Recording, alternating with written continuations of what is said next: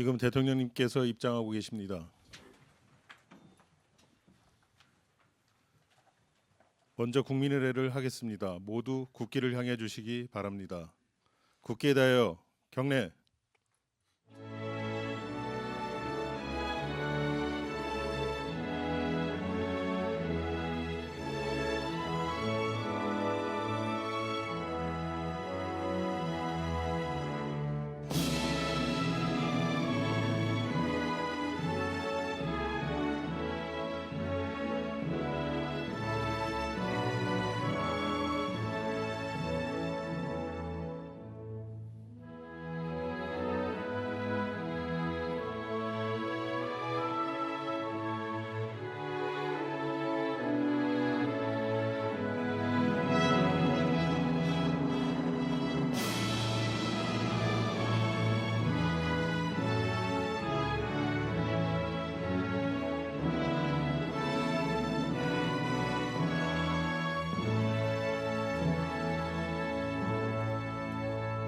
바로 모두 자리에 앉아 주시기 바랍니다. 제49회 국무회의입니다. 대통령님께서 개선언과 함께 모두 말씀을 하시겠습니다. 네, 제49회 국무회의를 시작하겠습니다.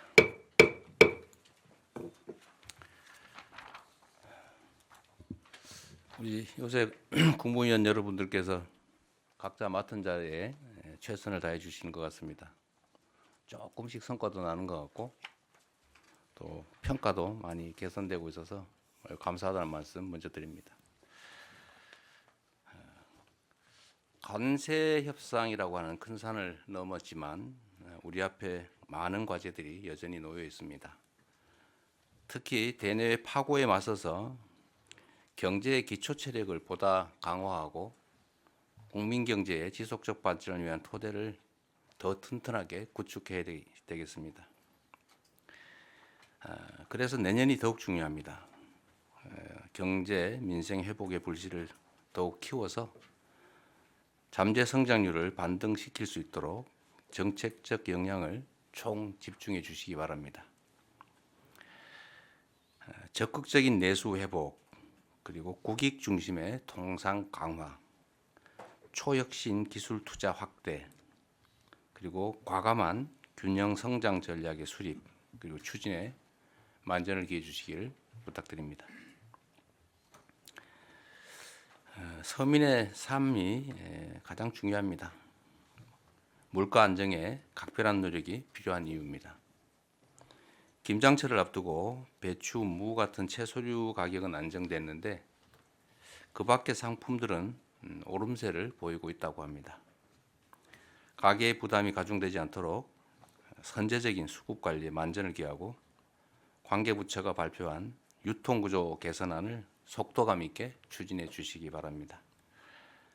소비자들을 기만하는 소위 슈링크플레이션 같은 이 꼼수에 대한 제도적 보완책도 서둘러 마련해야 되겠습니다. 우리 공정거래위원회 담합 잘 챙기고 계시죠? 공정거래위원회 사무처장입니다. 네, 잘 챙기고 있습니다. 그리고 겨울철이 다가오고 있기 때문에 어려운 분들이 더 어려워질 수 있습니다. 이런 분들에 대한 지원 대책 역시 세심하게 점검하고 또 부족한 부분이 혹시 있다면 신속하게 보완해 주시길 바랍니다. 이거 최근에 꽤 여러 차례 말씀드린 거긴 한데 한 번 더 말씀드리도록 하겠습니다. 우리 사회 일부에서 인종, 출신, 국가 이런 것들을 가지고 정말로 시대착오적인 차별, 혐오가 횡행하고 있습니다. 이 사회가 점차 양극화되고 있는 와중에 이렇게 극단적 표현들이 사회 불안을 계속 확대시키고 있습니다. 특히 SNS 등에서 이 특정 대상을 향한 혐오 표현이 무차별적으로 유포되고 허위 정보 또는 조작 정보가 범람하고 있습니다. 더 이상 이를 묵과해서는 안 됩니다. 이는 표현의 자유의 한계를 넘어서는 명백한 범죄 행위입니다. 혐오 표현에 대한 처벌 장치를 속히 마련하고 또 허위 조작 정보 유포 행위를 근본적으로 차단하고 엄정하게 처벌하는 데 총력을 기울여야 합니다. 특히 이 경찰의 역할이 중요합니다. 잘 챙겨봐 주시기 바랍니다. 인종 혐오나 차별, 사실관계를 왜곡, 조작하는 이런 잘못된 정보의 유통은 민주주의를 위협하는 행위입니다. 사람들의 일상을 위협하는 행위이기 때문에 추방해야 될 범죄다라고 생각해 주셔야 합니다. 정치권에서도 이 혐오 범죄, 허위 조작 정보 근절에 함께해 주시기를 당부드립니다. NDC 관련해서 요즘 논란이 좀 있습니다. 그런데 탄소 중립 사회로 전환은 일부 고통이 따르더라도 지속 가능한 성장 또 글로벌 경제 강국 도약을 위해서는 반드시 가야 될 정말로 피할 수 없는 길입니다. 피할 수 없으면 즐겨라라는 얘기도 있지만 이런 반드시 해야 될 일들을 회피하면 더 큰 위기를 맞게 됩니다.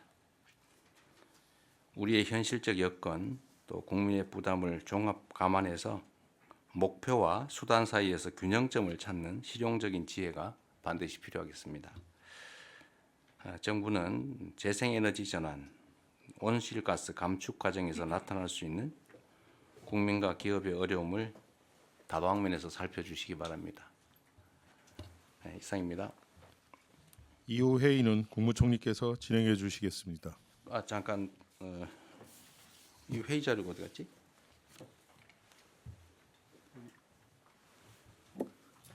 대통령님 자리에 지금 회의 자료가 없네요. 네, 오늘 회의 자료를 좀 보니까 부처 보고 안건이 있고 대통령령안에 대한 심의 내용이 있고 일반 안건들이 있는데 이 중에 보완이 필요한 사항이 아니면 의결은 비공개에서 하되 보완이 필요한 사항 아니면 공개로 토의하시는 게 어떻겠습니까? 네, 두 건을 지금 부처 보고 중에서는 두 건을 하기로 되어 있고 그다음엔 비공개로 되어 있는데 그 뒷부분 뭐 굳이 그럴 필요 있나요?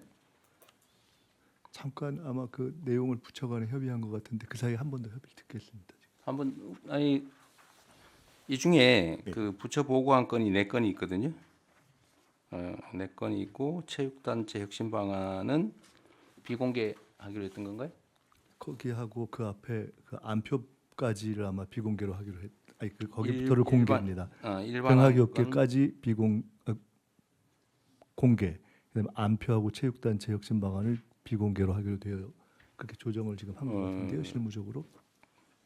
그런데 가급적이면 국정이라고 하는 게 우리 국민들께서 다 이해관계가 있는 일인데 문체부는 이거 비공개로 해야 될 특별한 이유가 있어요? 공개하겠습니다. 그러니까 합시다 그냥 하고 일반 안건은 NDC, 예비비, 협정안, 영예 수여안, 보고 안건 1건 이것도 비공개해야 될 이유가 특별히 있습니까? 어떠세요? 사실 NDC는 비공개할 필요가 없죠. 기후 안건은 비공개할 이유가 없습니다. 네, 원건 공개해서 하고 예비비도 뭐 이게 왜 비공개? 사실 내용상으로는 비공개할 게 하나도 없습니다. 네, 협정안은 뭐 보완이 필요한 사항인가요? FTA 어디 외교부 예, 괜찮습니다. 괜찮아요? 네, 그렇습니다. 그 가능하면 공개로 얘기해요. 그다음에 영예 수여안 이건 뭐 비공개해야 될 이유가 없는 것 같은데? 네, 그렇습니다. 기록물 평가 결과 보고 이거는요 행안부. 그래요? 그러면은 대통령령 안건 논의만 비공개라고 나머지는 그냥 다 공개 논의하시죠. 먼저 하고. 네, 그렇게 하겠습니다. 예, 그러면 제가 진행을 하겠습니다. 현안 토의와 보고가 있는데요. 제가 현안 토의하기 전에 한 가지만 좀 대통령 제안을 좀 먼저 드리고 시작을 해야 될 것 같습니다. 국무회의에서 지금 우리 정부의 최우선 과제 중에 하나가 아시다시피 국민 주권과 민주주의의 확립 정부입니다. 그런데 현재 내란 재판과 수사가 장기화되면서 내란 극복이 지지부진한 그러한 상황인 것이 현실입니다. 가령 경찰의 국회 출입 통제, 개헌 정당성 옹호 전문 발송 뭐 이런 것들이 정부 내부에서 내란에 동조한 행태들인데 이에 대해서 그간 국회 국정감사, 언론 등을 통해서 문제 제기가 계속돼 왔습니다. 내란에 가담한 사람이 승진 명부에 이름을 올리게 되는 등의 문제도 제기되고 결국은 이것이 공직 내부에서 헌법 가치를 훼손하는 것이 아니냐 하는 지적이 있고 이것이 결과적으로는 공직사회 내부에서도 반목을 일으키고 궁극적으로 국정 추진 동력을 저하시킨다는 목소리가 많습니다. 그래서 종합적으로 좀 판단을 한 끝에 헌법 존중 정부 혁신 TF를 정부 내에 구성했으면 좋겠다 하는 제안을 드립니다. 헌법 존중 정부 혁신 TF는 12.3 비상계엄 등 내란에 참여하거나 협조한 공직자를 대상으로 신속한 내부 조사를 거쳐서 합당한 인사 조치를 할 수 있는 근거를 확보하는 것을 임무로 하려고 합니다. 이건 뭐 공직자 개인 처벌 문제의 차원이 아니라 정부의 헌법 수호 의지를 바로 세워서 공직 내부의 갈등을 조속히 해소하고 국민의 신뢰를 회복하겠다 하는 취지입니다. 구체적으로는 정부의 각 부처와 기관별로 공정한 TF를 구성해서 내년 1월 정도까지 신속하고 질서 있게 조사를 마치고 설 전에 후속 조치까지 마련해서 민생에 집중하고 공직사회의 동요를 최소화할 수 있는 방법을 찾고자 합니다. 대통령님과 국무위원들께서 동의를 해주시면 총리 책임하에 총리실에서 보다 상세한 추진 지침을 만들어서 배포드리고 추진해 나갈까 하는데 어떠시겠습니까? 그 당연히 해야 될 일 같아요. 예. 어쨌든 이게 내란에 관한 문제는 이제 특검에서 수사를 통해 형사처벌을 하고 있는 건데 내란에 관한 책임은 이제 관여 정도에 따라서 이제 형사처벌을 할 사안도 있겠고 또는 행정 책임을 물을 사안도 있고 또는 인사상 문책이나 또는 뭐 인사 조치를 할 정도의 낮은 수준도 있기 때문에 꼭 필요할 것 같습니다. 네, 예. 특검에 의존할 게 아니고 독자적으로 해야 될 일 같아요. 네, 그 장관님들 다시 한 말씀은 따로 드리겠습니다. 네. 네, 그러면 다음 현안 토의를 진행하겠습니다. 2026년 경제성장 전략 주요 골자 안에 대해서 기획재정부 장관님께서 발제해 주시기 바랍니다. 예, 보고 드리겠습니다. 보고 자료는 작은 거하고 큰 거 두 개가 되겠습니다. 최근의 경제 상황입니다. 첫째, 경기는 그 밑에 GDP 실질 성장률에서 보시는 것처럼 작년 2, 4분기에 마이너스 0.2%, 작년 3, 4분기에 0.1, 4, 4분기 0.1, 금년 1, 4분기에 마이너스 0.1을 보이는 이 경제 상황이었습니다. 매우 어려운 아주 심각한 상황이었습니다. 그래서 저희 정부 들어서는 2, 4분기는 6월은 아마 저희들 관련에 대해서 0.7%로 새 정부 들어서 기대감 등등으로 이렇게 좀 0.7%까지 반등했고 3, 4분기는 온전한 우리 이재명 정부의 첫 경제 성적표가 마이너스 1.2%로 이렇게 성장했습니다. 마이너스 1점. 아, 플러스 당황하셨는 것 같아요. 네, 1.2%로 아주 높은 성장을 했는데요. 2024년 1분기 이후 6분기 만에 이제 최고 수준을 해서 아마 이런 조금 더 힘을 낸다면은 연간으로 1% 내외 성장도 저희들은 예상하고 있습니다. 정시는 추경, 상법 개정 등 정책 효과에 힘입어서 주요국 대비 가장 높은 주가 지수 상승률을 보여서 그 밑에 표에서 보시는 것처럼 46.6% 11월 7일 기준입니다. 이렇게 보이고 있습니다. 이러한 경기 회복 및 정시의 어떤 상승의 모멘텀을 이어받아서 내년도에는 본격적인 성장 드라이브를 걸어서 잠재 성장의 달성을 넘어서서 잠재 성장률 반등의 원년, 좀 전에 대통령께서도 말씀하신 바와 같이 만들 그런 필요가 있기 때문에 그러한 각오하에서 2026년도 경제 성장 전략 마련을 추진하게 되었습니다. 그동안의 경제 상황 점검회의 간담회 관계 장관님들하고 상의도 했습니다. 그리고 기재부하고 뭐 일부 부처 간에는 또 1대1 간담회도 해서 1차적으로 저희들이 과제를 모았는 부분이 밑에 표에서 나오는 부분이고 자세한 것은 큰 종이로 보고를 드리겠습니다. 향후 부처가 내년도부터는 주도적으로 정책 과제를 구체화 추진하고 기재부나 다른 부처는 부처 간에 이견이 있는 과제라든지 또는 여러 부처가 같이 협의해서 하는 그런 과제에 대해서는 조율 지원을 하도록 하겠습니다. 이런 작업이 되면은 내년도 2026년 초에 부처 업무 보고 첫 순서로 이 경제 성장 전략을 발표하고 이어서 부처별로 세부 과제 발표하는 게 어떠냐는 그런 생각을 가지고 이번은 좀 토의를 해서 결정을 하도록 하겠습니다. 다음은 큰 종이가 되겠습니다. 2026년도 경제 성장 전략 주요 골자는 큰 종이가 되겠습니다.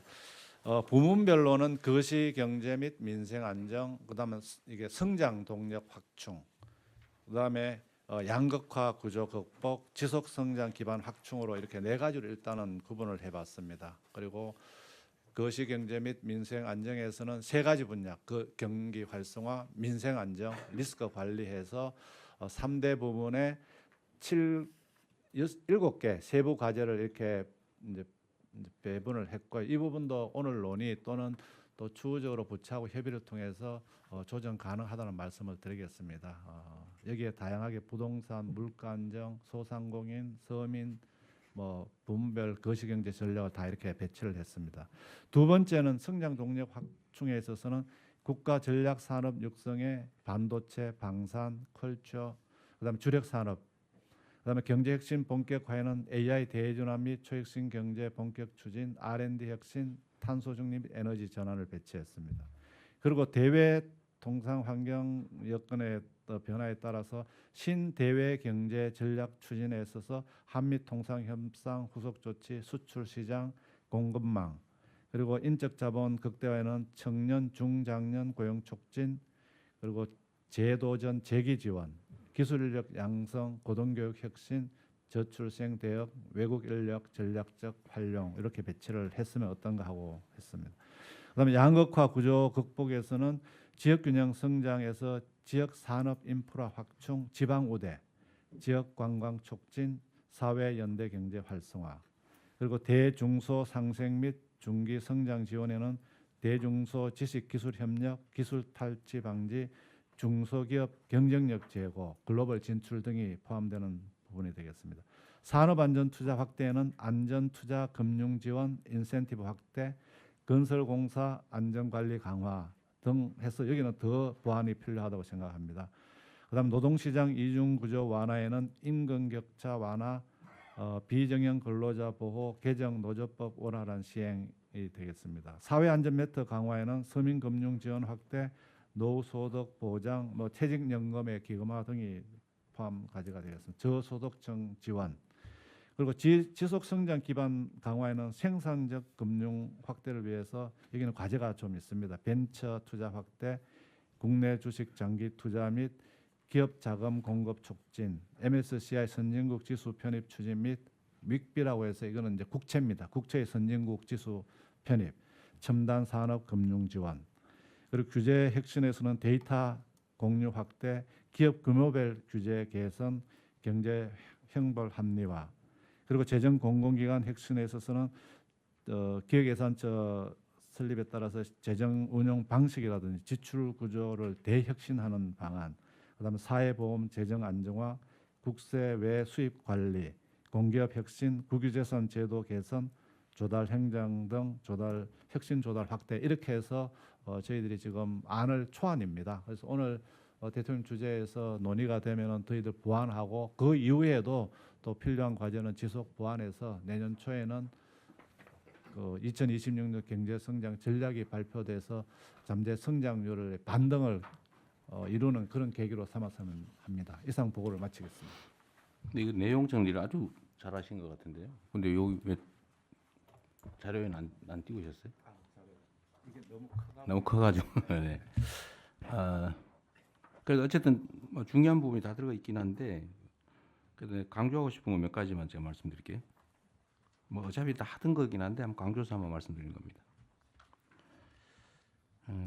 어쨌든 국정에서 제일 중요한 거는 안전이나 또 안보 이런 것들 당연히 중요하고 그건 기본이니까. 근데 그 외에 정말로 중요한 거는 결국은 민생이죠. 국민들의 삶을 더 개선하는 거고 그 민생의 핵심은 역시 먹고 사는 문제, 경제라고 생각이 됩니다. 어쨌든 경제 회복에 어쨌든 총력을 다해야 되는데 그런데 우리가 조금씩 세부적인 데서 혹시 놓칠 수 있는 게 있는데 하여튼 서민 물가 안정 그 중에 특히 전에도 한번 강조했던 식품 관련된 물가 안정이 정말로 중요한 것 같아요. 그리고 이게 정부가 정책적으로 기업 활동 지원, 경제 활성화 조치를 취하면 이제 대기업들의 활동이 중요하죠. 영향이 가장 크고 기여도도 크고 칭찬할 바가 많긴 합니다만 그 중에 가끔씩 보면 이런 독점적, 과점적 지위를 악용해가지고 부당한 이익을 취하려고 하는 경우가 가끔씩 있어요.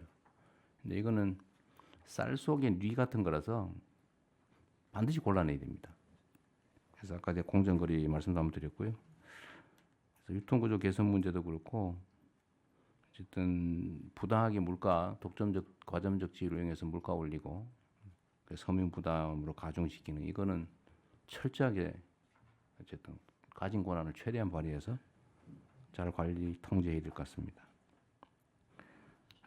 K컬처가 중요하다는 거는 뭐 또 말할 필요도 없고 그래서 문체부 역할이 정말로 중요한데요.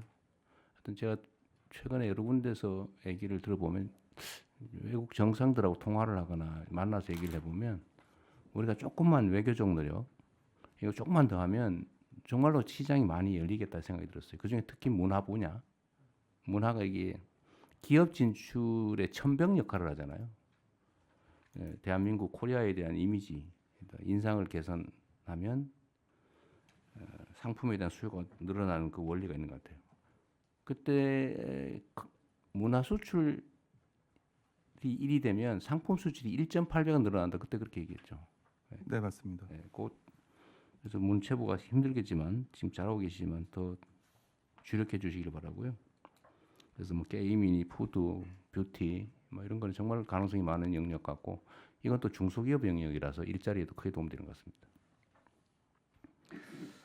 그다음에 인적 자본 극대화 부분에서 다른 것도 다 중요한데 하여튼 제도전 재기 지원 이거 정말로 강조 다시 한번 해야 될 것 같습니다. 펀드도 그렇고 금융도 그렇고 하여튼 뭔가 실패하면 다시 일어날 수 있게 해줘야 되고 이게 실패 경험이 많은 사람이 오히려 성공 확률이 높다는 건 통계적으로도 나온 사실인데 하여튼 우리 사회의 일반적인 분위기가 한 번 실패하면 마치 그 퇴출되는 것 같은 그런 상황이라서 하여튼 재기 제도전 지원 제도는 최대한 발굴해 주시기 바랍니다. 지역균형 성장 중에 지방우대 정책은 어쨌든 계속 확대해 주시고요. 지역관광 분야도 이거 그래서 문체부가 계속 중요한데 우리 최 장관님 제가 저번에 우리 대통령실 안에서만 얘기했는데 지금 이제 관광객들이 계속 늘어나면서 서울을 왔다가 다시 재방문할 때는 서울보다 다른 데를 가고자 하잖아요. 재방문이 늘어나는데 그래서 다른 지방에 대한 홍보가 정말로 필요할 것 같고 그거는 요즘은 그 광고나 홍보는 SNS를 활용하는 게 정말로 효율적일 것 같아서요. 뭐 체험기라든지 이런 걸 좀 대대적으로 좀 해주시면 좋겠어요. 관광공사가 뭘 하는지 잘 모르겠는데 그 역할을 잘하게 해주십시오. 지역 관광 촉진은 정말 중요한 아이템 같습니다. 그리고 대기업들이 지금 국가 정책에 이제 가장 혜택을 보는 게 대기업들인데 그리고 수출 기업들, 대기업들인데 요즘 아주 대기업들 잘하고 있어요. 잘하고 있고 전에 나왔던 뭐 온갖 중소기업 약탈, 탈취, 기술 탈취 이런 문제들이 요즘은 많이 얘기가 없긴 한데 혹여라도 또 모르니까 기술 탈취나 중소기업 이게 좀 뭐 표현이 좀 그런데 중소기업들의 부당한 좀 압박을 하지 않도록 그 부분도 각별히 좀 챙겨주십시오. 이건 뭐 사회 문화의 문제인 것 같아요. 자기만 살겠다고 힘없는 사람들 쥐어짜가지고 부당이익 취하는 거 이건 철저하게 좀 막아주면 좋겠습니다. 그리고 사회 안전 매트 강화 분야에서는 서민 금융 지원 분야를 그냥 말이 아니라 최대한 좀 정책적으로 지원해 주십시오. 금융 분야가 제일 자유주의적인 것 같아요. 그냥 한번 빚 안 갚으면 죽을 때까지 빚쟁이 돼가지고 아무것도 못하는. 그 선진국들은 빚이 한번 지더라도 쉽게 탕감해 주잖아요. 파면 면책 제도가 잘 발달해 있는데 우리는 아직 많이 부족한 것 같아요. 그 국민들이 한번 쓰러지더라도 일어서게 해야 국가의 역량이 커지는데 한번 쓰러지면 아예 다시는 못 일어나게 만드는 이런 잘못된 관행이나 제도는 좀 많이 개선해야 될 것 같아요. 저번에 참 금융위원회 소관인지 모르겠는데 금융위원회 어떻게 계세요? 예, 금융위원회 사무처장 참석하고 있습니다. 오셨구나. 예. 전에 그 저 서민들 그 뭡니까 그 신용 전과라 그래야 되나? 신용 사면 조치를 신용 사면 그 어떻게 되고 있어요? 아 그 완료했어요? 조치는 완료를 했습니다. 네네. 어쨌든 계속 좀 추가 발굴을 좀 해주시고요. 그다음 생산적 금융 분야에 이 국내 주식 장기 투자 촉진 이렇게 돼 있는데 우리 경우에 장기 투자에 대한 세제 혜택이나 이런 게 좀 충분한가요? 좀 강화해서 장기 투자하면은 좀 진짜 인센티브를 좀 많이 네. 받을 수 있게 스की임을 좀 바꾸도록 하겠습니다. 근데 이 장기 투자에 대해서 인센티브 부여 제도에 대해서 반론이 그런 게 있더라고요. 결국 대주주들이 혜택 보는 거 아니냐. 근데 그건 좀 분리해서 네네. 일반 투자자하고 네네. 대주주들은 경영권 네. 확보를 위해서 그냥 원래 가지고 있는 거잖아요. 네네. 근데 거기에 해주면 또 뭐 부자 감세 논란이 있을 수 있어서 그거는 일반 투자자들을 좀 장기 투자에 대해서 혜택을 주는 방식으로 네. 좀 세부적으로 잘 만들어 주시기 바랍니다. 네, 알겠습니다. 그리고 국세청이 어디 소관이죠? 기재부 소관. 네, 기재부서. 기재부. 국세청 나와 있어요? 외청이라서 없죠 여기는. 네. 요새 아주 열심히 잘하고 있는 것 같은데. 네, 세 수입도 뭐. 세액 수입 관리도 통합 관리하고. 네네. 정확하게. 어쨌든 이건 조세정이라는 측면에서도 어쨌든 세외 수입뿐만 아니라 체납 관리를 철저하게 좀 해야 됩니다. 이 일자리에도 네. 꽤 도움이 되거든요. 그리고 국유재산 문제는 총리께서 챙기고 계시죠? 국유재산 헐값 매각한 거. 그거 정말 국기문란 행위 아닙니까? 네, 그 부분은 지금 기재부 포함해서 나머지 각 부처에서 지금 정리하고 있는 것을 저희가 진행해서 하여간 가장 국민적 관심이 높은 내용부터 시작해서 하나하나 정리해 가겠습니다. 네. 그리고 이게 부총리님 이거 제가 정리된 거 보니까 눈에 딱 들어오는데 이것도 우리 국민들도 좀 볼 수 있게 네네. 어쨌든 웹잡으로 만들든지 해서 네. 한번 좀 알겠습니다. 비판적 검토도 할 수 있게 네네. 좀 해주십시오. 네, 다음 진행하시죠. 다른 국무위원님들도 의견 있으면 말씀하십시오. 혹시 다른 의견 주실 분 안 계신가요? 추가할 게 있으면 하시죠. 국무위원님도 안 넣으면은 나중에 업무 보고할 때 대통령께 보고 드릴 게 없을 수도 아, 있습니다. 네. 네, 성평등 가족부 장관입니다. 네, 네. 네, 네, 네. 그 저희 양극화 구조 극복 모두의 공정한 성장 관련해서 노동시장 이중 구조 완화, 이제 임금 격차 완화가 이제 노동부 소관으로 되어 있는데 저는 그 노동시장 내에서의 그 성별 임금 격차 완화도 여기 같이 들어서 저희가 해결해야 될 문제로 보고 저희가 저희 성평등 가족부도 함께 이 부분을 좀 해결하는 역할을 했으면 합니다. 그러시죠. 네. 협조 부처에 그 같이 고동부하고 노동부하고 같이 하는데 성평등 같이 네. 놓도록 하겠습니다. 그럴 필요가 있겠네요. 또 산업부 장관입니다. 지금 내용 전체가 좋은데 이걸 하나로 묶을 수 있는 캐치프레이즈 같은 거 하나 있었으면 좋겠다는 그러겠네요. 생각이 듭니다. 그래서 저희 산업부는 내년에는 모든 이슈들이 다 기업하고 연관되는데 대기업, 중소기업 포함해서 결국은 경쟁력인데 전 뭐 기업하고 싶은 대한민국을 제안하고 싶습니다. 왜 반응이 없어요?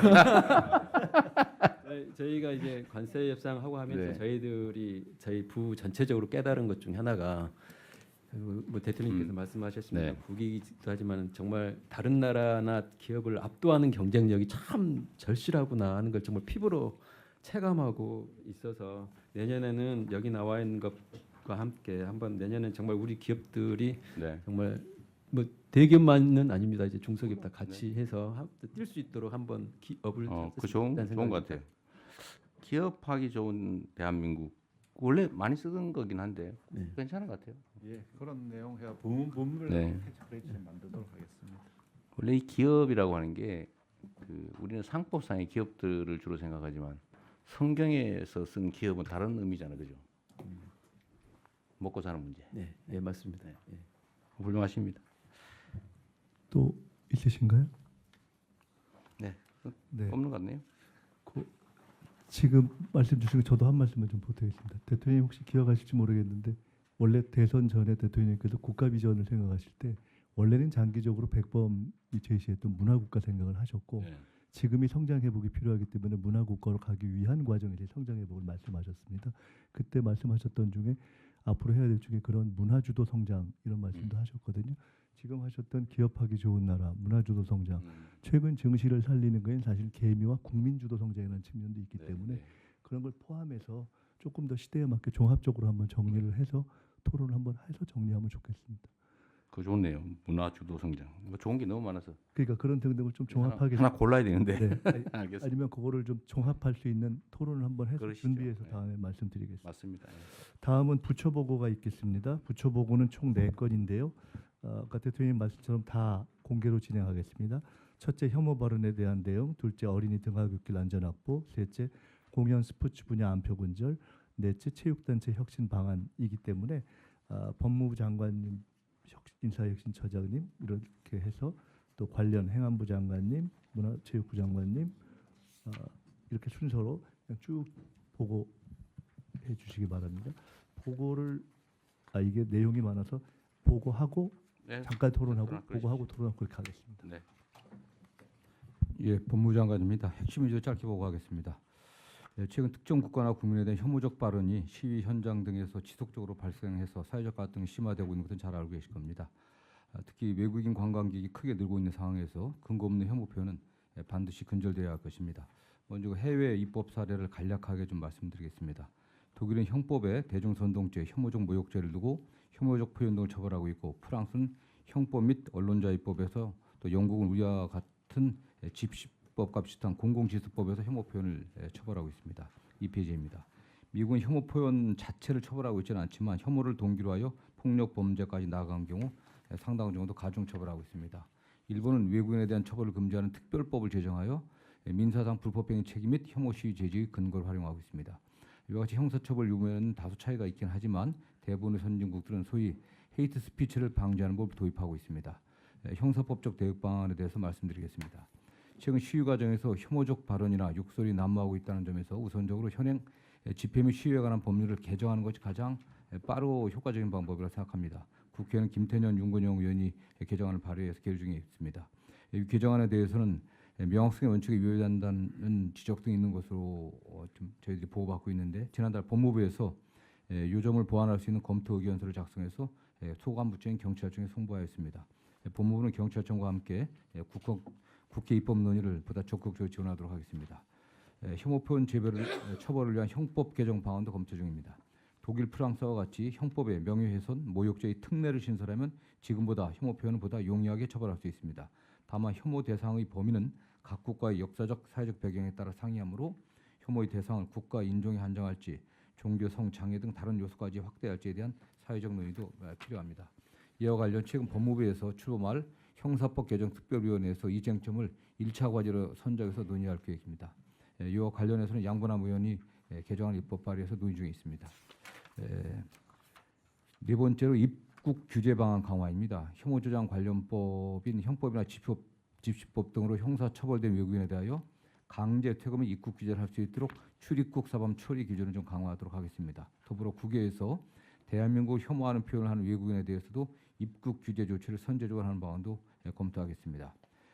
타 부처 특히 외국 입국 규제라든가 또는 관련해서는 어떤 외무부의 협조가 상당히 필요한 상황입니다. 어쨌든 타 부처에서도 혐오 발언 등 표현을 근절하기 위한 다양한 대응 방안이 있을 것으로 알고 있습니다.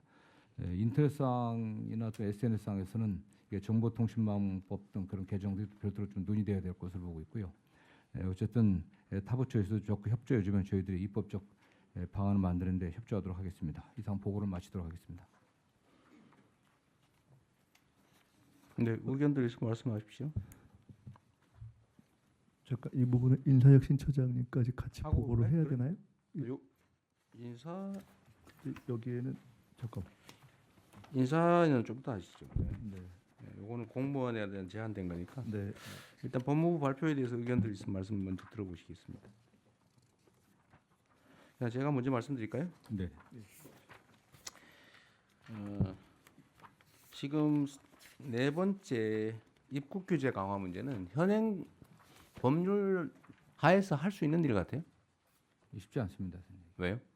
일단 지금 관련 기준이 지금 없습니다. 이거에 관련해서는. 기준 만들면 되잖아요. 예, 예. 그래서 지금 그걸 저희들이 입법 없이도 할 수 있는 일 예, 같은데. 출입국 사본 처리 기준을 지금 예. 개정하려고 좀 하고. 필요한 뭐그 기준을 만드시고 만약에 이제 시행령 수준 대통령령이나 아니면 뭐 규칙이 필요하면 그걸 제정을 하시죠. 네네. 그 법률 범위 내에서 그래서 그렇게 시행하면 될 것 같고요. 혐오 표현 처벌을 위한 형법 개정을 해야 될 필요가 있어 보이는데 만약에 하게 되면 그 사실적시 명예훼손 제도 이번 기회에 동시에 폐지하시는 걸 검토하십시오. 예, 알겠습니다. 그건 국회하고 좀 논의를 하시던 데서요. 네네. 있는 사실을 얘기한 걸 가지고 뭐 명예훼손이라고. 그건 민사로 해결해야 될 것 같아요. 형사처벌할 일은 아니고. 집시법 개정, 형법 개정 문제는 좀 신속하게 하면 될 것 같고 독일이나 해외 입법례를 참고해서 네네. 시간 걸리지 말고 빨리 하면 좋겠습니다. 네, 신속히 하도록 하겠습니다. 네. 네, 대통령님 행안부입니다. 네, 네. 네네. 지난 에이펙을 계기로 해서 국가경찰위원회 의결을 통해서 혐오 집회 시위에 대한 대책을 마련했고요. 그 시행 중에 있습니다. 그런데 이제 그 외에 혐오 현수막이 또 최근에 맞아. 그 얘기. 예, 문제가 심각해져 가고 있습니다. 특히 정당 현수막이 5개 광고물법뿐만 아니라 정당법에 의해서 허용이 되어 있기 때문에 이 부분에 대한 그 법률 개정도 네. 필요하다는 말씀입니다. 아니 안 그래도 제가 그 말씀 한번 드리려고 했는데 제가 최근에 어디 보니까 뭐 사실인지 아닌지 모르겠는데 현수막을 달기 위한 정당을 만들고 있다고 하더라고요. 그냥 길바닥에 막 걸려 있는 이거 정말 저질스럽고 수치스러운 그 내용의 그런 현수막이 당에서 그런 거라고 철거를 못 한다 그래요. 그 사실 최초의 이 입법 취지에서 완전히 벗어난 악용 사례잖아요. 그리고 저도 지방자치단체장을 해봤는데 그 현수막이 정말로 동네 지저분하게 만들거든요. 그 지정게시대에 닮으면 모르겠는데 아무데나 그냥. 근데 정당이라고 이런 현수막을 아무데나 막 달게 하는 게 그게 맞는 건지 모르겠어요. 법률로 지금 허용돼 있는데. 예, 금지되는 현수막에 대한 법적 근거가 있습니다.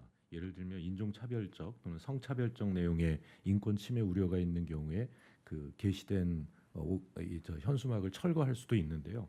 그래서 이걸 근거로 해서 금지 광고물 적용 가이드라인을 지방 정부에 전부 보낼 예정입니다. 그러니까 그건 현행법 안에서 하는 건데 그 정당이라고 현수막을 거의 무제한으로 막 걸 수 있다. 그러니까 현수막 걸기 위한 정당을 만들어 가지고 지금 하고 그 또 일부 얘기에 의하면 그게 무슨 종교단체하고 관계 있다는 설도 있고. 근데 이게 정말 문제 같아요.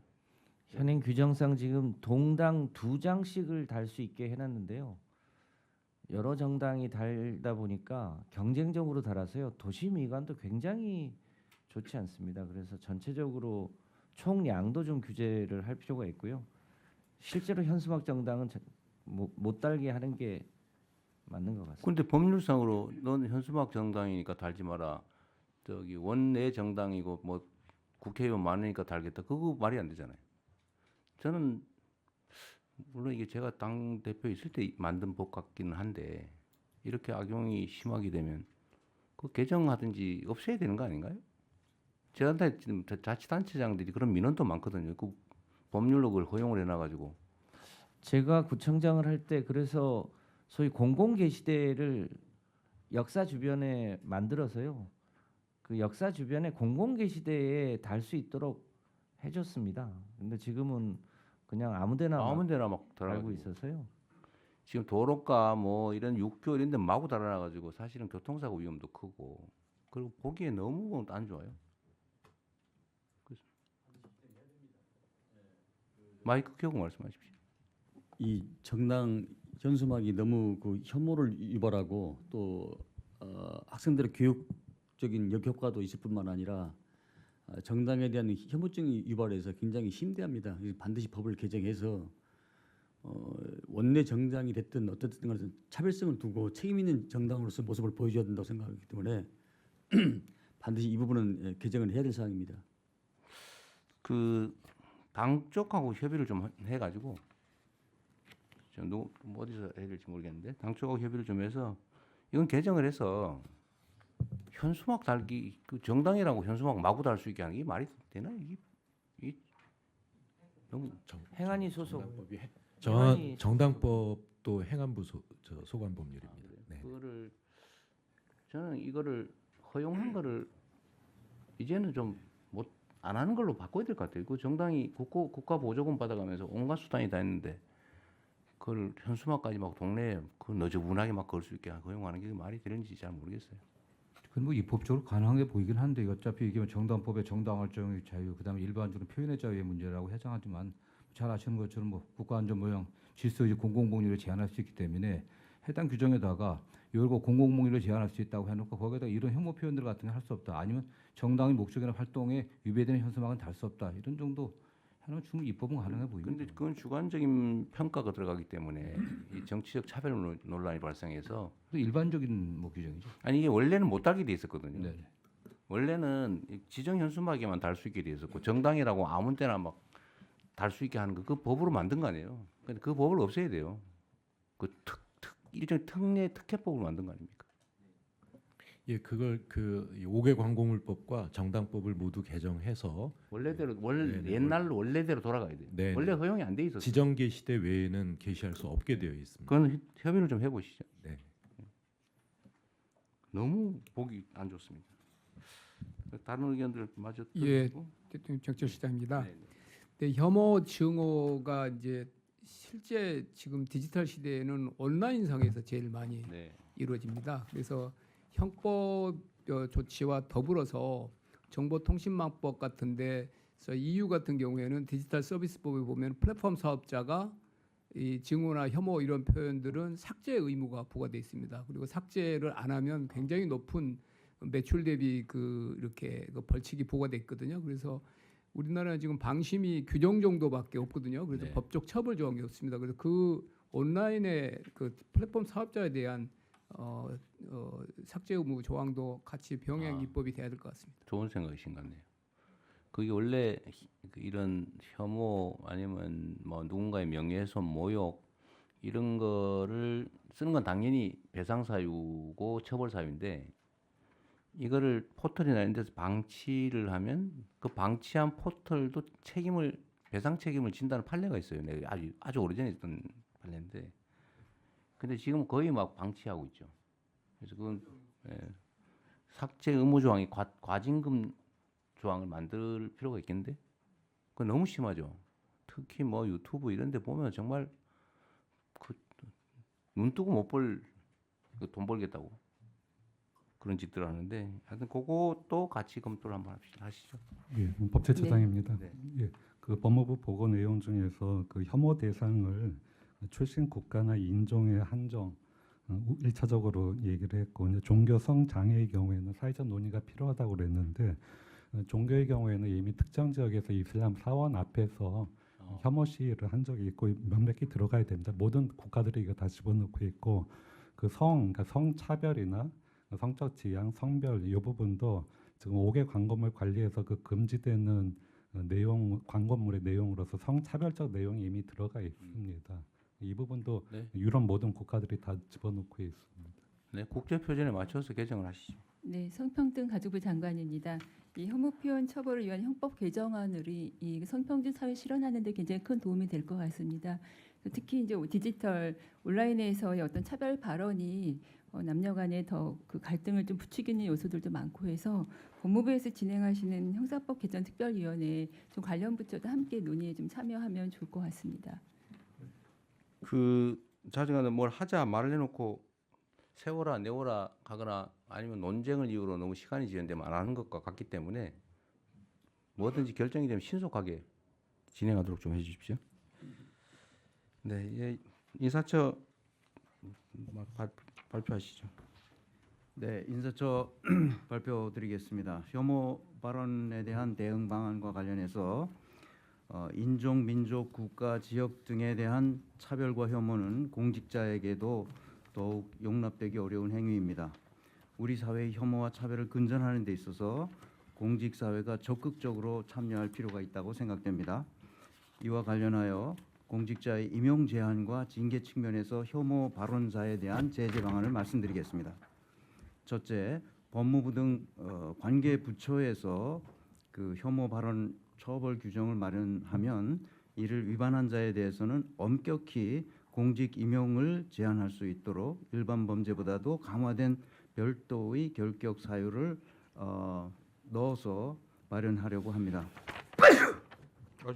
훌륭한 제안이신 것 같네요. 네네. 공무원이 재직 중에 혐오 발언을 하는 경우 처벌 규정을 두어서 임용 결격 사유에 해당하는 경우에는 당연 퇴직될 수 있도록 할 예정입니다. 또한 형사 처벌 여부와 관계없이 혐오 발언을 한 공무원에 대해서는 그 경중을 따져서 징계를 통하여 엄중히 책임을 묻도록 하겠습니다. 이를 통해 공직 사회의 혐오 발언에 대한 불관용의 원칙을 명확히 하도록 할 예정입니다. 이상입니다. 네, 이건 꼭 필요할 것 같습니다. 얼마 전에 무슨 어떤 기관장이 하얀 얼굴, 까만 얼굴 이런 소리 해가지고 이게 어쨌든 참 있을 수 없는 일을 하고도 멀쩡하게 살아있더라고요. 이건 뭐 특별히 더 논의가 필요하지 않을 것 같네요. 이것도 신속하게 추진하도록 하시죠. 네, 대통령님, 저 네. 이 건 관련해서 네. 짧게 말씀드리면 이 인사혁신처에서 이 제재 강화 이 방안 이 대상에 국가인권위원회 위원장이나 위원들도 포함이 되는지 좀 확인 부탁드립니다. 그 당연히 네, 들어가죠. 네, 네, 감사합니다. 네, 일반 공무원들은 국가 공무원은 직업 공무원이기 때문에 당연히 해당됩니다. 그 해당되고 산하 공공기관 뭐 저기 이런 데도 다 적용되죠. 네, 공공기관은 대부분 국가공무원법을 준용하고 있기 때문에 아까 지금 말씀하신 대로 예를 들면 국가인권위 뭐 예를 들면 적십자회 뭐 이런 데는 어떻게 됩니까? 그거는 이제 당연히 같이 적용되게 해놔야죠. 네네. 그런데 정무직의 경우에는 국가공무원법 적용이 되지 않기 때문에 그거는 별도로 정무직. 네, 대통령 임용권에 해당되는 정무직들은 그냥 이게 혐오 발언을 했다는 사실만으로도 당연 퇴직이 되도록 그렇게 됩니다. 앞뒤가 안 맞는. 다 된다고 안 된다고? 된다고요. 혐오 발언을 했을 경우에 정무직의 경우 그 인사권자에 의해서 처리하면 되는 겁니다. 아니 그건 인사권의 문제고. 네. 그 자동으로 자격이 있냐 없냐. 그거는 경중에 따라서 판단하게 돼 있습니다. 그러니까 자동으로 되는 건 아니라는 얘기죠. 네네 그렇습니다. 네, 법제처장입니다. 그 관련해서 한 가지 말씀드리면 그 인사권 외에 인사조치 외에 지금 외국의 경우에는 혐오 발언을 한 기업이나 기관에 대해서 단체에 대해서 공공계약에서 배제하거나 아니면 보조금 지급을 그걸 제한하는 조치를 취하는 경우도 있습니다. 참고가 될 것 같습니다. 네, 좀 더 정리를 하십시오. 그러면 일단은 공무원은 자격 제한하는 거는 일단 하고, 근데 이 범위를 어디까지 할 거냐? 보통 같은 기준으로 예를 들면 그 뭐 선거법 위반으로 자기 제한되면 또 안 되는 건 쭉 일적으로 적용되잖아요. 네네. 그건 산하기관들도 안 되는 것 같은데. 네 맞습니다. 이것도 마찬가지일 거 아닙니까? 예, 네, 동일한 기준으로 네네. 하면 될 거 아니에요. 네. 네, 요 사안에 대해서는 다른 의견이 없으시면은 요 안건은 원안대로 접수하겠습니다. 다음은 어린이 등하굣길 안전확보 종합대책이고요. 행정안전부 장관께서 보고해 주시는데 죄송하지만 저는 오늘 농업인의 날 제가 때문에 진행할게요. 강원도에 저는 먼저 가고 부총리님께서 그래? 그러십시오. 네, 행정안전부 장관입니다. 미성년자 약취 유인 범죄 근절을 위한 어린이 등하굣길 안전 확보 종합 대책을 보고드리겠습니다. 지난 8월 28일 서울 서대문구 어린이 약취 유인 미수 사건 이후 순찰 강화 등을 추진했으나 국민 불안감은 여전한 상황입니다. 그 뒤에 대통령 이 지시가 있으셔서 9월 중에 근본적인 이 종합 대책을 만들어서 10월부터 이 관계부처 합동 종합 대책을 수립 시행하고 있습니다. 우선 어린이 약취 유인 범죄에 엄정 대응하겠습니다. 신고 접수 시 최우선 출동하고 전국 경찰서의 신속 검거 체계를 구축하는 등 총력 대응하는 한편 약취 유인죄 적용이 어려운 경우 정서적 아동 학대 혐의를 적용하는 방안을 적극 검토하겠습니다. 또한 법정형 강화를 위한 법령 정비도 추진하겠습니다. 어린이의 대처 역량 강화와 국민 인식 개선도 함께 추진하겠습니다. 체험형 교육을 확대하고 법정 안전 교육을 강화하는 한편 학부모를 통해 가정에서도 연계하여 교육할 수 있도록 하겠습니다. 이번 주부터 2주간 전국 캠페인을 운영하게 되는데요. 이 국무위원 여러분께서도 관심을 가져 주시기 바랍니다. 이 함께 그 국민과 소통하며 등하굣길 안전을 챙겨 주시기 바랍니다. 이와 함께 유괴 예방 수칙과 국민의 인식을 높이기 위한 다양한 콘텐츠를 개발하여 확산하겠습니다. 어린이가 안전한 돌봄 환경 조성에도 힘쓰겠습니다. 학교 주변 아동 보호구역 지정을 확대하고 이 CCTV 설치를 지원하는 한편 지능형 관제 체계도 강화해서 등하굣길 안전 사각지대를 줄여나가겠습니다. 아이들의 안심 귀가를 위해 워킹 스쿨버스와 등하교 알림 서비스를 확대하고 어린이 안전물품 지원을 강화하겠습니다. 각 부처에서는 소관 분야 대책을 차질 없이 추진하여 주시고 캠페인 등 대국민 홍보에도 적극 협조해 주시기 바랍니다. 이상 보고를 마치겠습니다. 네. 예, 의견 있으면 말씀해 주시기 바랍니다. 뭐 당연히 해야 될 거라서 추가할 거 있으시면 말씀하시고요.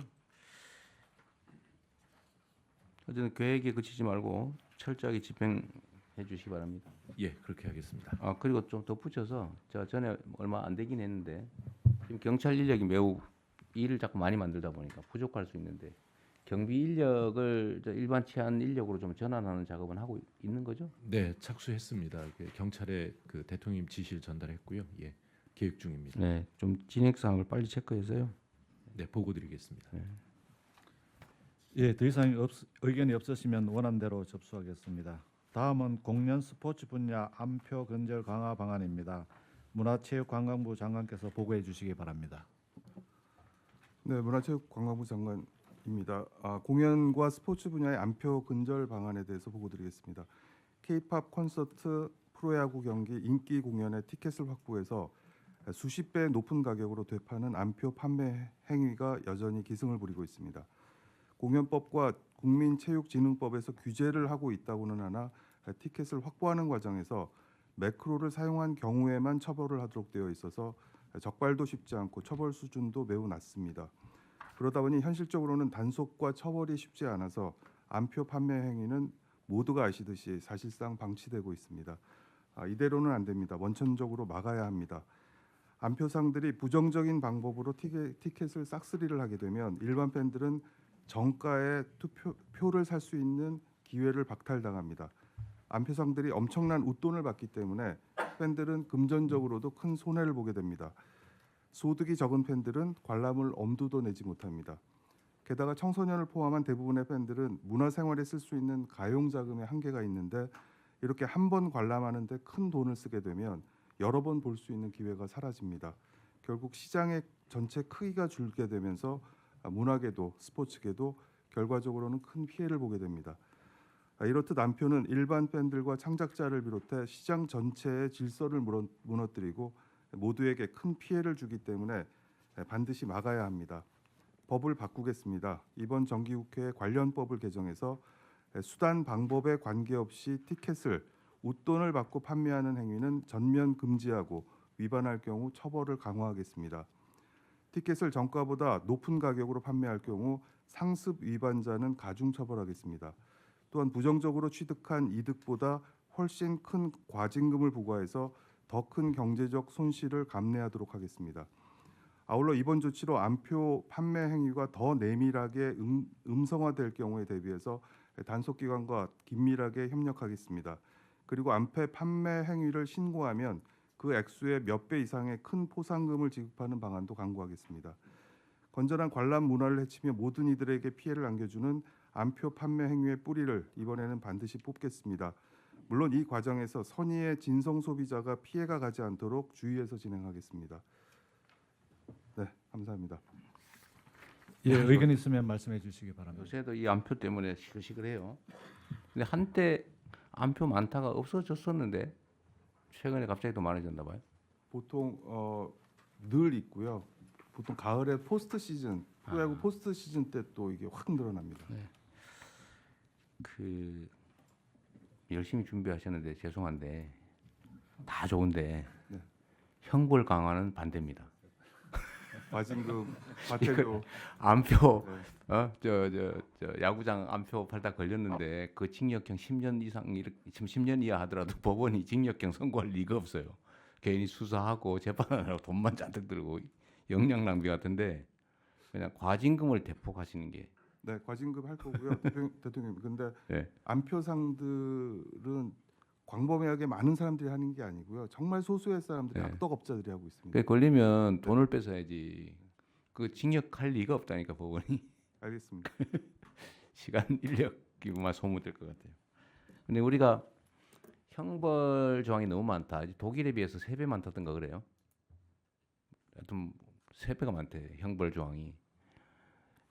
그래서 그런 걸 보면 형벌 조항을 없애고 실효성도 없는 거. 괜히 그 저번에 초코파이 1,000원 가지고 재판하느라고 얼마나 인력 낭비입니까? 예를 들면 그런 거. 근데 이런 것도 저는 이번 기회에 아예 이거 과징금 조항을 넣으려면 개정을 해야 되는데 형벌 조항을 빼버리시는 게 어떨까 싶은데 차라리. 대통령 비서실장입니다. 저희가 네. 대통령실에서 사전에 점검했던 내용인데 네. 말씀대로 저희가 형벌 조항을 줄이자라고 제안을 했는데 네. 이게 반영이 안 된 것 같고, 그리고 사전에 하나 더 좀 추가했으면 좋겠다고 생각한 건 이거 신고하면 포상금 제도를 그걸 많이 해요. 신고하면 포상금 제도를 오히려 도입하자고 제안했는데 이 두 가지가 지금 빠져 있는 것 같습니다. 아까 말씀하셨어요. 네, 보상금은 말씀드렸고요.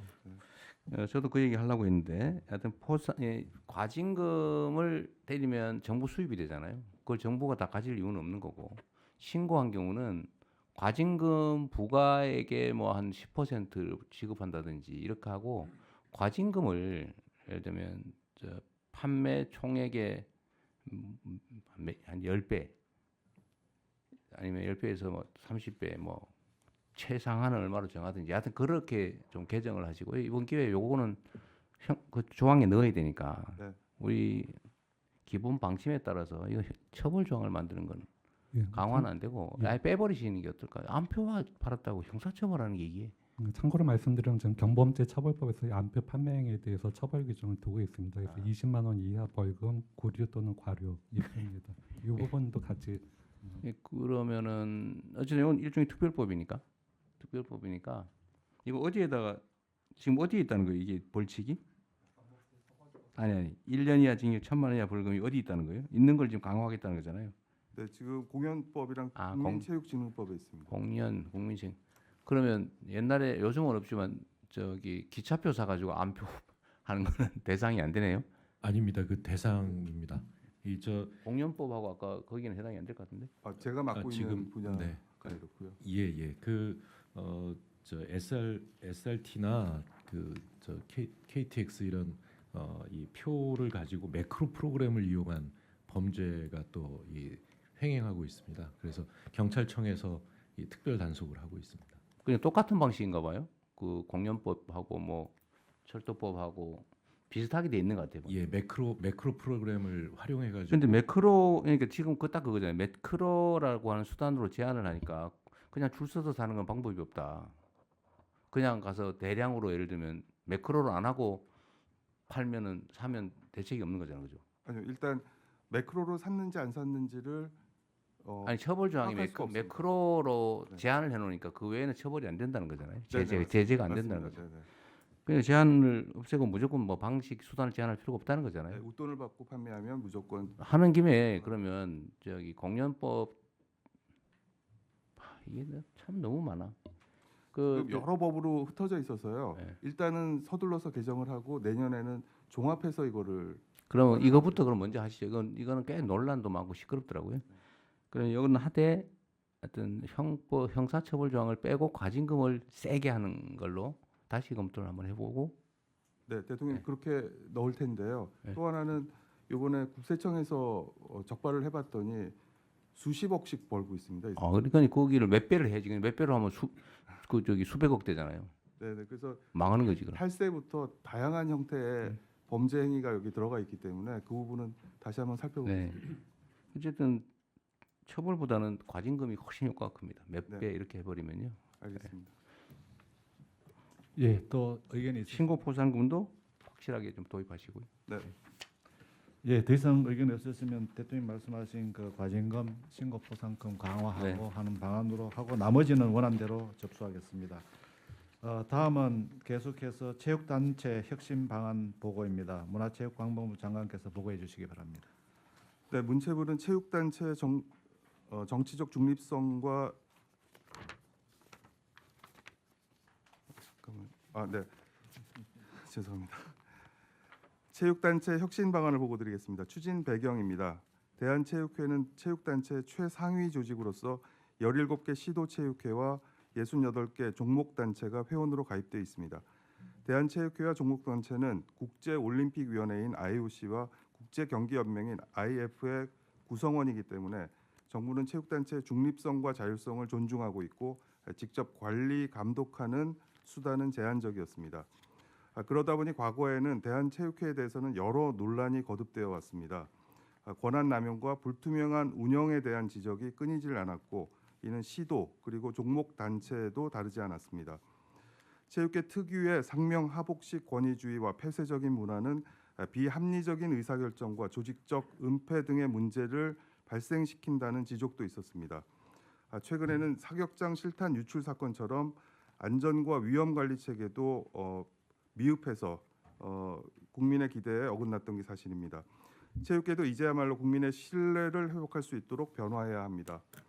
문체부는 체육단체의 정치적 중립성과 자율성을 존중하여 올해 초 새롭게 구성된 대한체육회 유승민 회장 그리고 그 집행부와 함께 다음과 같은 혁신 방안을 마련했습니다. 먼저 인사, 징계 등 조직관리 부분은 자율성을 보장하되 스스로 공정하게 운영할 수 있는 구조로 설계하려고 합니다.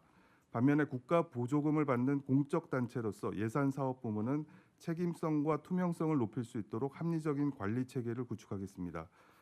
먼저 인사와 징계입니다. 대한체육회장의 임기부터 1회만 연임이 가능하고 2회는 아예 불가능하도록 정관을 개정하겠습니다. 자기 세력을 구축해서 사실상 종신제처럼 권력을 누린다는 비난이 다시는 발생하지 않도록 하겠습니다. 선거도 소수의 선거인단이 뽑는 간선제가 아니라 직선제로 온라인 투표가 가능하도록 바꾸겠습니다. 이렇게 함으로써 체육회 내 구성 비율이 가장 높은 현장 선수들의 의사와 투표권이 앞으로는 제대로 행사될 수 있도록 하겠습니다. 대한체육회부터 먼저 이렇게 바꾸고 시도 및 종목 단체장도 함께 지혜를 모아서 단계적으로 적용해 나갈 수 있도록 유도하겠습니다.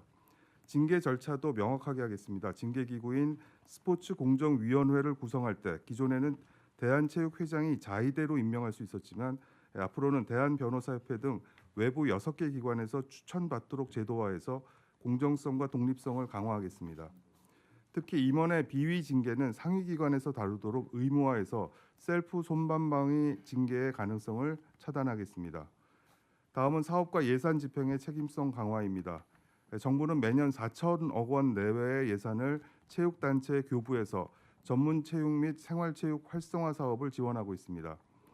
예산 사업이 책임성과 투명성을 높일 수 있도록 기금 사업 성과 평가와 공공기관 경영 평가 등을 엄정히 해서 예산 편성과 임직원 인센티브에 적극 반영하겠습니다.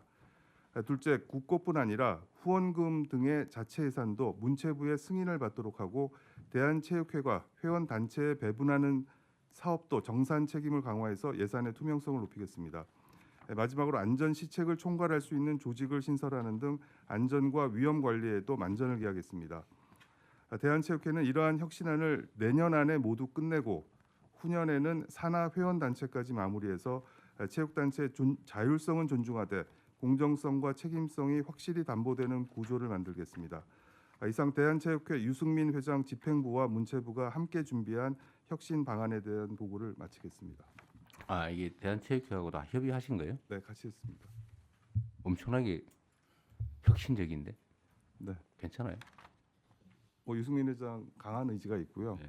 저희는 잘 서포트하기로 했습니다.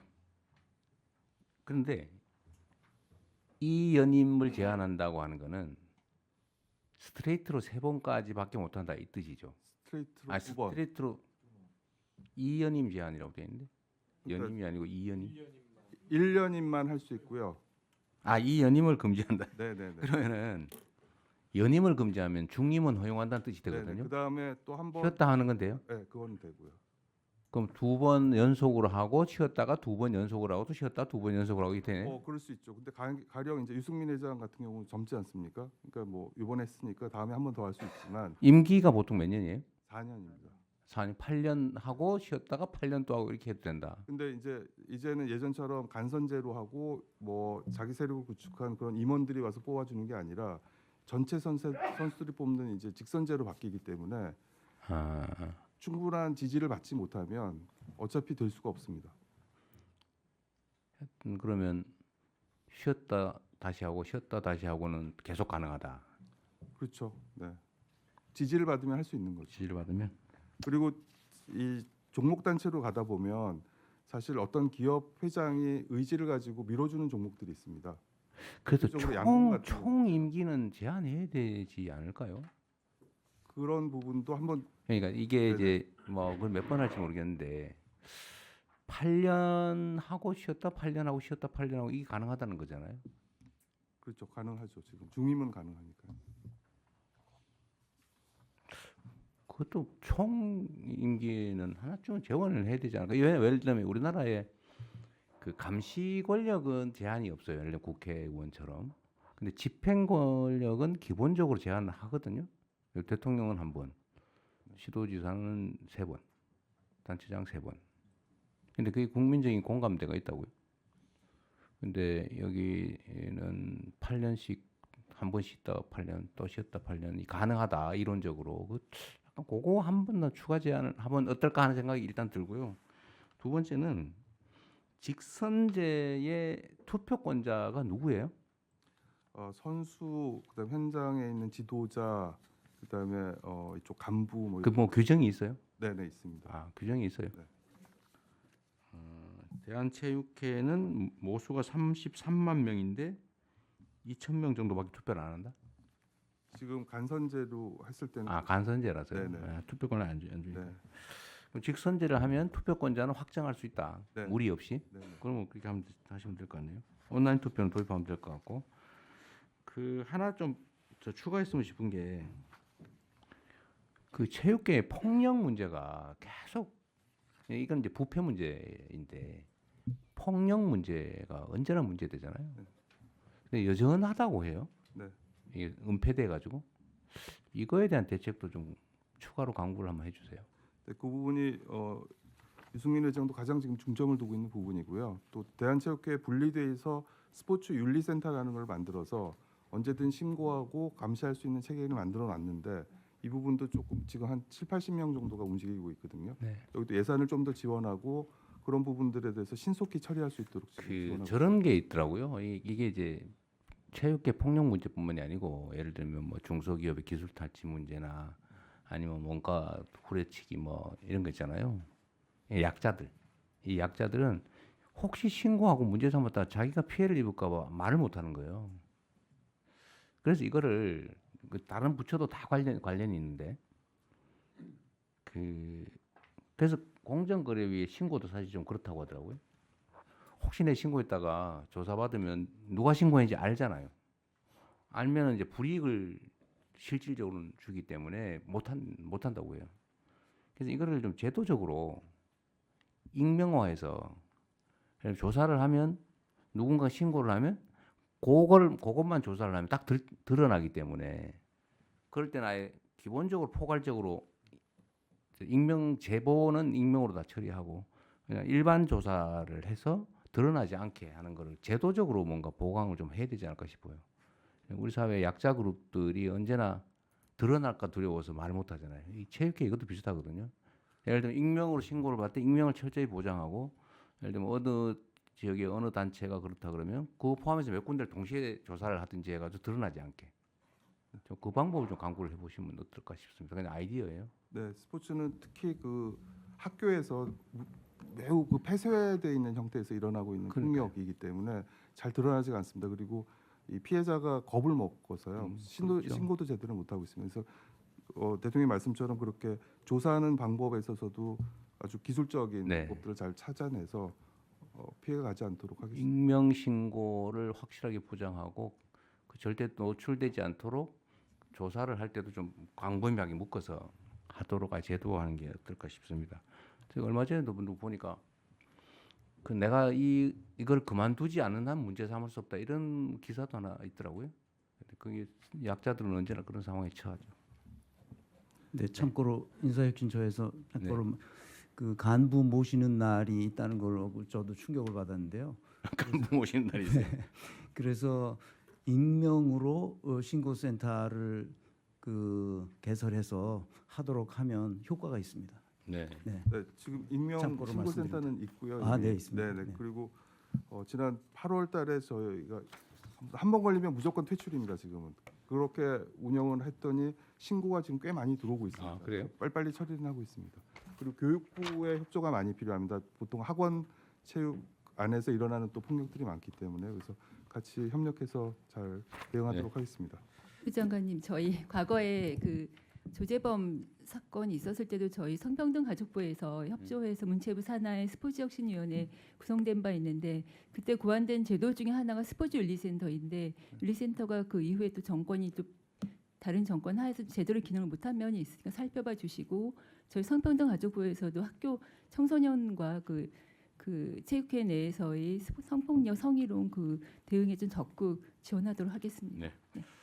네. 그냥 특별히 방안까지는 모르겠는데 우리 학생 선수 같은 경우에 체육을 하게 되면 일정한 성적이 나지 않으면 그 다음 장래가 없기 때문에 특히 이런 폭력에도 저항하지 못하는 경우가 많습니다. 그런데 그렇게 정말 견디다 못해서 신고를 했는데 그래서 그 선생님 그 지도자는 그만두시긴 했는데 그걸 사실은 이제 그 학생들이 운동을 계속하기가 힘든 상황이 생길 수 있거든요.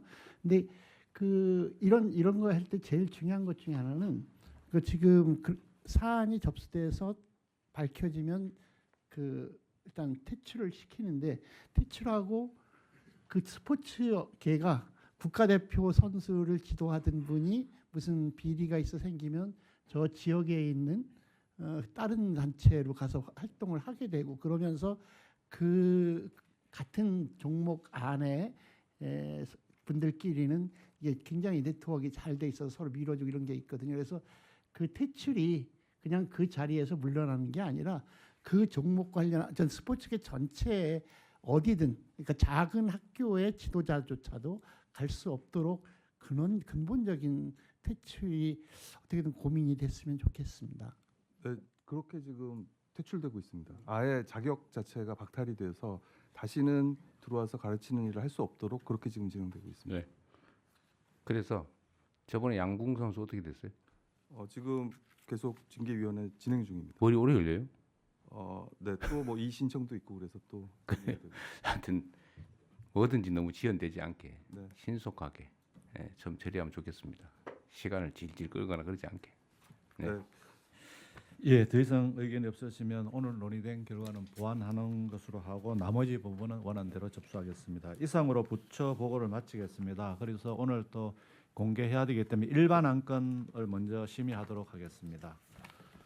제 1496호부터 1498호까지 세 건의 안건을 일괄하여 상정하겠습니다. 기후에너지환경부 장관께서 제안 설명해 주시기 바랍니다. 네, 설명드리겠습니다. 2035년 국가 온실가스 감축 목표안은 파리 협정에 따라 모든 당사국들이 5년마다 유엔에 제출하는 것으로 올해 우리나라의 감축 목표안을 제출할 필요가 있습니다. 이번 2035년 NDC는 IPCC 권고, 헌재 결정, 미래 세대의 부담 완화, 지구적 책임, 산업계의 부담 등을 종합적으로 고려해서 2018년 배출량 대비 53%에서 61%를 감축하는 것을 목표로 설정했습니다. 이 목표 이행을 위해 재생에너지 확대와 전력망 확충, 탈탄소 산업 전환, 전기차 보급 확산, 열 공급의 전기화, 가축 분야의 에너지화, 신규 흡수원 확대 등을 통해 부분별 온실가스 감축을 적극 추진하겠습니다. 또한 KGX 추진 전략을 함께 마련하여 전력, 산업, 수속, 건물 등 분야별 핵심 과제를 선별하고 재정, 금융, 세제, 제도 등의 측면의 통합 지원을 통해 탈탄소 전환과 녹색 산업 육성을 이뤄내도록 하겠습니다. 여기 회의 자료 좀 누구 챙겨주세요. 회의 자료가 있는 거죠? 이거 회의 자료가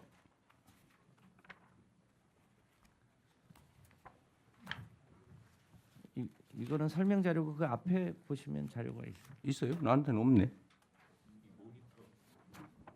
예. 서류로는 안 만들었나요? 네, 서류 배포가 안 돼 있고요. 모니터에는 있습니다. 아, 서류로 배포 안 했어요?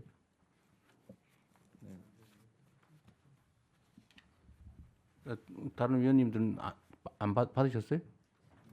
모니터에 있습니다. 아, 모니터에 있어요. 왜 종이 아까워서 그러셨나요? 그건 저희 소관이 아니어서. 심의 자료는 그 컴퓨터로 이렇게 배포되고 종이로는 배포 안 하고 있습니다. 아, 원래 그랬어요? 예. 저는 이거 보면서 앞뒤로 막 봐야 되기 때문에 앞으로는 출력해 주세요. 예, 출력해서 배포. 뭐 아무 차이도 없어가지고. 네, 알았습니다. 네, 말씀 마저 하십시오. 네, 마저 보고 드리겠습니다. 두 번째 건입니다. 제3차 계획기간 국가 배출권 할당 계획 변경안은 온실가스 배출권의 할당 및 거래에 관한 법률 제5조 3항에 따라 2020년 수립한 제3차 계획기간 전환 부분 배출 허용 총량을 조정하는 내용입니다. 작년 말에 국가 온실가스 배출량 통계가 변경됨에 따라 3차 계획기간 배출권 거래제 전환 부분 배출 허용 총량을 조정하여 과잉 할당을 교정할 수 있도록 3기 할당 계획을 변경하고자 합니다. 다음은 제4차 계획기간 중에 국가 배출권 할당 계획안입니다.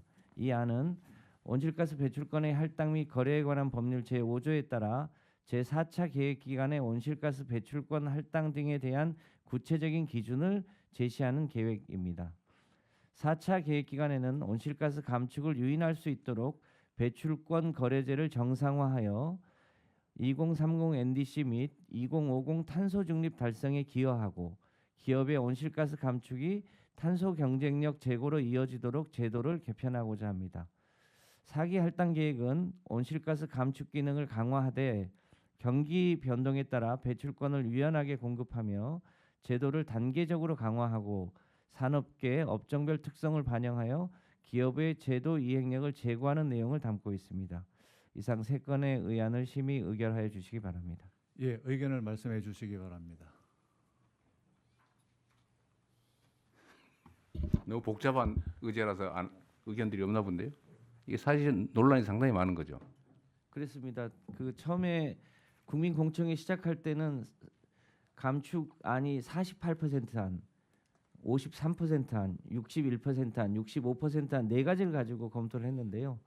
그 중간에 헌재의 위헌 판결, 헌법 불합치 판결이 있었는데 그 헌재의 내용을 쭉 함의해 본 바 최소한 미래 세대 부담을 줄이려면 최소한 53%는 넘겨야 할 것 같고요. IPCC가 중간에 61%, 그러니까 2019년 대비 60%를 줄이라고 하는 권고가 있었고요.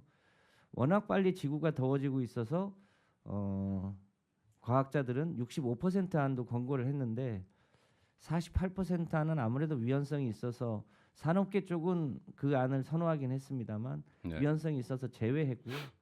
65%는 우리가 아무리 해도 좀 무리가 따라서 선형으로 직선으로 그어서 달성할 수 있는 53%와 61% 사이를 범위 형태로 네. 결정하게 됐습니다. 이게 어쨌든 뭐 얘기로는 2018년에 배출한 탄소 총량 네. 기준으로 53%를 줄일 것이냐 아니면 61%까지 줄일 것이냐 그 논란이 있는 건데 어쨌든 우리는 목표로는 최저 53% 최대 61%까지 줄이겠다. 그런 목표를 수립한다 그 말이죠. 그렇습니다. 예. 어쨌든 뭐 다 많은 논의를 해서 한 거라서 네, 그냥 더 얘기해도 예, 여러 번 그 관계부처 협의를 네. 하고 논의를 많이 장차 세부 계획안들을 세워야 하고 특히 전력 분야는 12차 정기본도 세워야 하고요. 각 분야별로 세부 이행 계획을 세우는 과정에서 더 정밀하게 계획을 세우고 하여튼 이게 이제 우리 이 장면을 보시는 국민 여러분께서도 이제 다 이해하시겠지만 이제 어제 논란이 있는 이유는 이걸 강화를 하면 전통적인 예를 들면 석탄 발전소 네. 또는 화석 연료 사용하는 산업들 이게 이제 부담이 커지는 거고 그렇습니다. 대신에 이제 재생 에너지 산업이나 이런 부분은 또 기회가 또 생기는 거고 기업의 부담이 되긴 하지만 결국은 이렇게 체질로 바꿔야 되는데 이에 대해서 반대하는 분도 계시고 빨리 해야 된다는 쪽도 있고 지금 그런 상태인데 이제 우리가 정부 차원의 목표치를 정하는 거다 그 말이잖아요. 그렇습니다. 네. 네, 대통령님, 저 산업부 장관입니다. 산업부는 부담되죠. 아. 큰 부담이 되는 건 사실이고요. 더군다나 지금 현재 산업계 여건이 다배출 업종인 철강, 석유화학 등이 특히 더 어려운 업종들입니다. 그래서 논의 과정에서 기후부랑 산업부 그리고 뭐 경제부처에서 나름대로 굉장히 치열한 네. 논쟁은 있었습니다. 다만 하나 이게 제대로 적응이 되려면 산업계의 어려움은 이게 발표만 되고 정부가 원래 여기 안에 포함된 지원은 있어야 되는데 발표할 때는 지원을 해준다고 했다가 실제로 이제 발표하고 나면은 그런 지원들이 없었던 과거 정부의 사례가 있어서 거기에 대해서 좀 불안해하고 네. 아쉬워합니다. 그래서 이런 목표와 함께 원래 지금 여기 하면서 했던 내용 대부분들이 주로 이제 R&D 관련된 재정 지원 내용들이 굉장히 상당히 많습니다. 이런 부분들이 같이 가서 업계에서도 어차피 대통령님께서 말씀하셨다시피 이게 시대의 흐름이고 따라가야 된다면 그에 같이 가서 업계의 경쟁력, 산업의 경쟁력 강화될 수 있도록 각별히 좀 네. 관심을 가져주시면 감사하겠습니다. 그런 거 잘 챙기시라고 저기 기업하시던 분을 산업부 장관으로 모신 겁니다. 아, 알겠습니다. 네, 잘 챙기세요. 네. 예, 의견 또 있으십니까?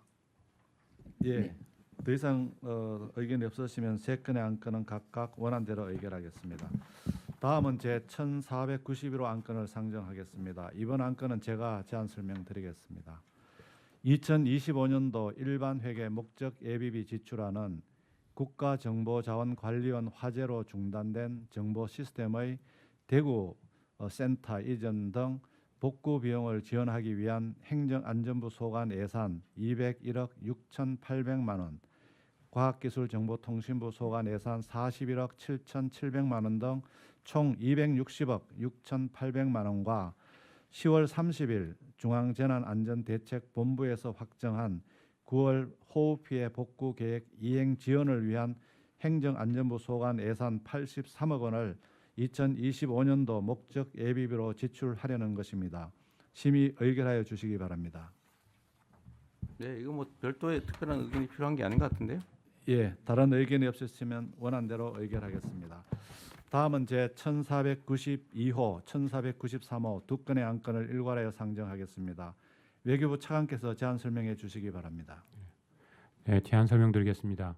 대한민국 정부와 베트남 사회주의 공화국 정부 간의 자유무역협정 부속서 3가에 제시된 품목별 원산지 규정을 개정하는 교환각서안과 대한민국과 동남아 국가연합 회원국 정부 간의 포괄적 경제협력에 관한 기본협정 하에 상품무역에 관한 협정 부속서 3 원산지 규정의 부록 2에 품목별 원산지 기준 개정안은 기존 자유무역협정상 품목별 원산지 기준을 세계관세기구의 2022년 통일상품명 및 보호체계에 맞추어 개정함으로써 당사국 수출입업자들이 해당 협정의 혜택을 더욱 편리하게 누리도록 하려는 것입니다.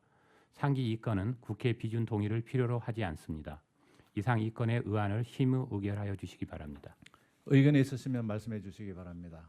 없습니다. 예, 의견이 없으시면 두 건의 안건은 각각 원안대로 의결하겠습니다.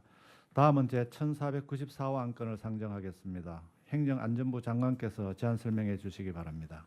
네, 영예 수여안은 순국선열의 날 등 기념 유공자를 비롯하여 새마을 운동을 통해 지역사회 발전에 기여한 유공자 등 총 15개 부문 205명에게 훈 포장을 수여하려는 내용입니다. 심의 의결하여 주시기 바랍니다. 의견을 말씀해 주시기 바랍니다. 뭐 잘 선정하셨겠죠? 네. 예, 다른 의견이 없으시면 원안대로 의결하겠습니다. 다음은 보고 안건을 심의하겠습니다. 제 1495호 안건을 상정하겠습니다. 행정안전부 장관께서 제안 설명해 주시기 바랍니다. 제안 설명드리겠습니다. 2025년 기록관리 평가 결과는 공공기록물 관리에 관한 법률 제9조 및 동법 시행령 제63조에 따라 중앙행정기관, 특별지방행정기관, 국공립대학 등 총 248개 기관에 대한 기록관리 현황을 종합적으로 평가한 결과입니다. 평가 결과 전체 평균은 76.9점으로 이전 그러니까 23년도를 대상으로 한 평가 대비 0.6점 하락하였으나 기관 유형별로 평가 초기 그러니까 14년에서 16년에 대비하면 평균 점수가 대폭 상향돼서 전체 공공기관의 기록관리 업무가 체계적으로 정착되고 있습니다. 여전히 미흡한 기관이 약 23% 정도 되지만 이전 평가 대비 약 4% 정도 감소하는 등 점차 줄어들고 있습니다. 평가 결과 우수 기관은 유공 포상 등 인센티브를 부여하고 미흡 기관에 대해서는 상위 부처와 함께 현장 지도, 컨설팅 등 다양한 방법으로 기록 관리 체계가 실질적으로 개선될 수 있도록 지원해 나가겠습니다. 심의 접수하여 주시기 바랍니다. 의견을 말씀해 주시기 바랍니다. 없습니다. 네, 다른 의견이 없으시면 원안대로 접수하겠습니다. 이상으로 공개 심의를 마치고 비공개로 전환하도록 하겠습니다. 네, 이후 순서는 비공개로 진행하오니 언론인 여러분께서는 협조해 주시기 바랍니다.